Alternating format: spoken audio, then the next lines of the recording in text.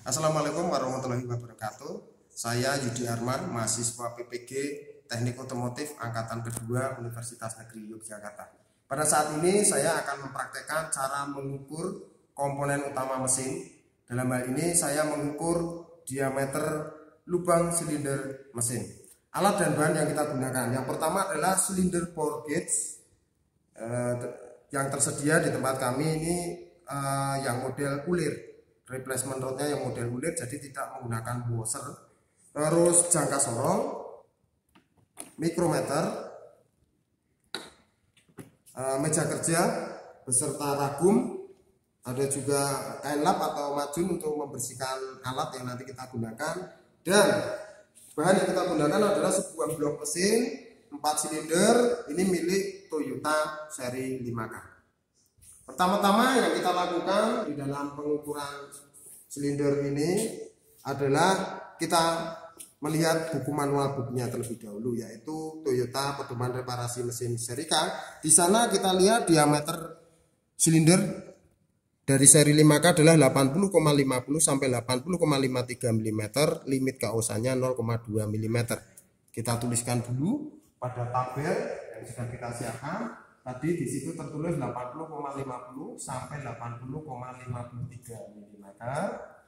Limitnya adalah 0,2. Artinya diameter maksimal yang diperbolehkan adalah kita ambil ukuran yang terbesar 80,53 ditambah 0,2, 80,55 mm. Nah, selanjutnya kita tentukan diameter silinder 1 sebagai patokan awal menggunakan jangka sorong. Mari kita ukur terlebih dahulu di satu posisi saja di sini. Ya, kita baca hasilnya diperoleh yaitu 80,50 mm. Kita tuliskan pada papan tulis terlebih dahulu ukuran diameter silinder 80,50 mm.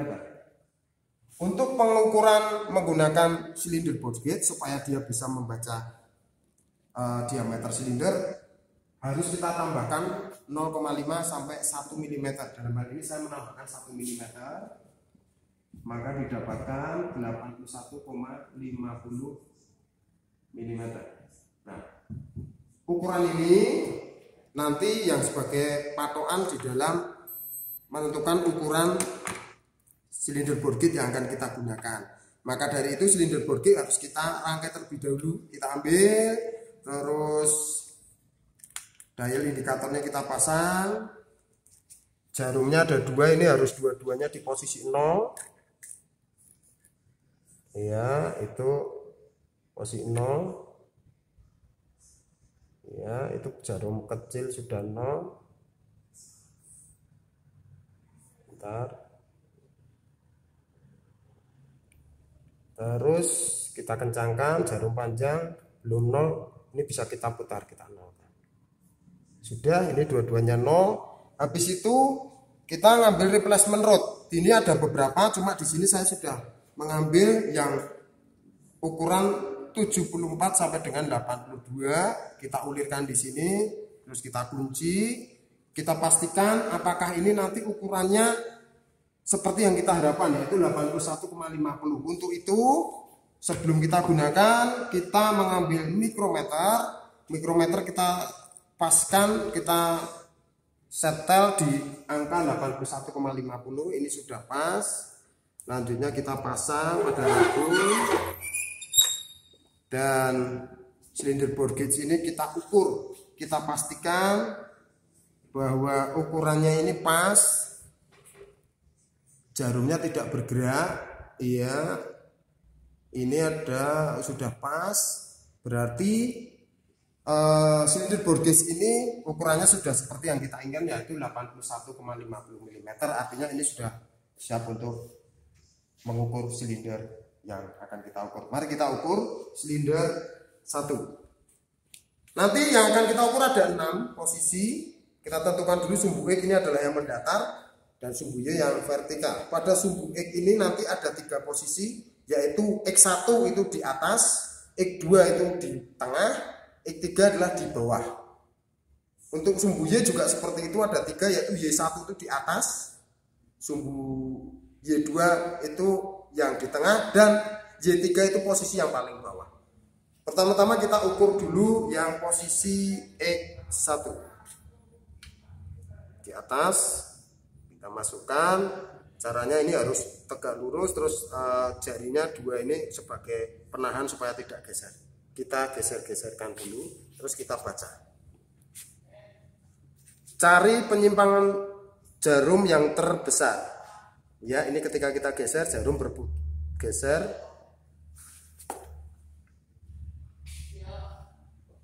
Ketika dia akan kembali, ya ini kita dapatkan 28. Ya, jarum di angka 28. Ini artinya 0,28 karena ketelitian cylinder board gauge ini adalah 0,01. Kita tuliskan dulu di X1. Tadi kita dapatkan di posisi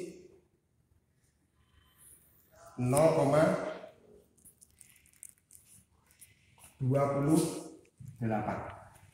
Nah,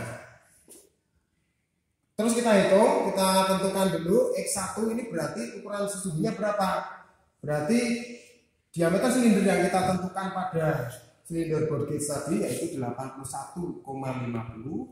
Terus kita kurangi dengan ukuran 0,28. Kenapa dikurangi? Karena tadi jarumnya berputarnya searah jarum jam.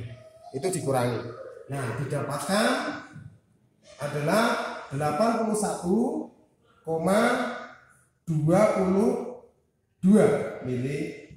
Ini pada X1. Selanjutnya kita ukur sekaligus saja di posisi X2 dan X3. Jadi kita masukkan ini di tengah dulu. Terus kita baca penyimpangan dari jarum. Nah, ini dia di posisi 32. Ini X2, sekalian saja di X3. Ya, ini di X3 di 31. Kita tuliskan dulu. Berarti di X2 tadi adalah 0,32, di X3 adalah 0,31. Ini sama caranya, 81,50 kita kurangi 0,32. Ini berarti adalah hasilnya 18 mm.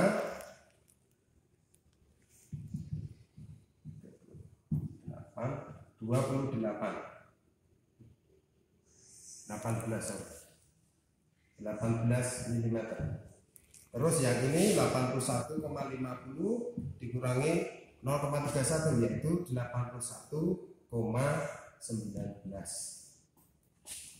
mm.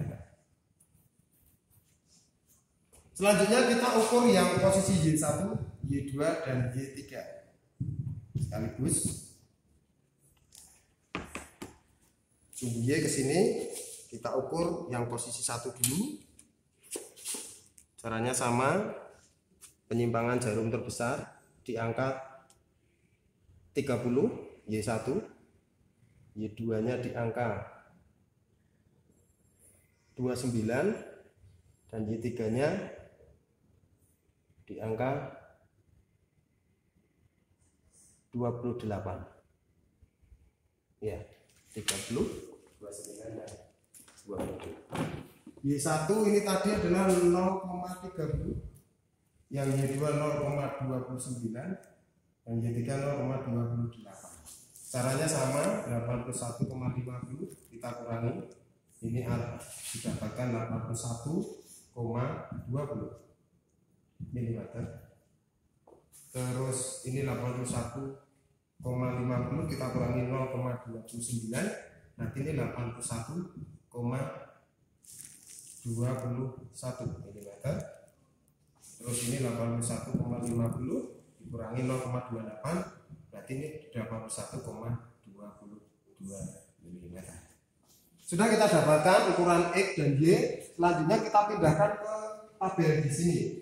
Ya, X1 itu 81,20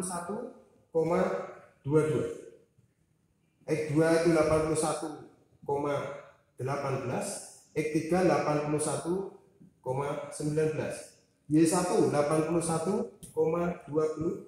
Y2 81,21, Y3 81,22. Sudah kita dapatkan ukuran X1, X2, X3, Y1, Y2, Y3, maka kita bisa mengukur keovalan dari silinder yang sudah kita ukur tadi.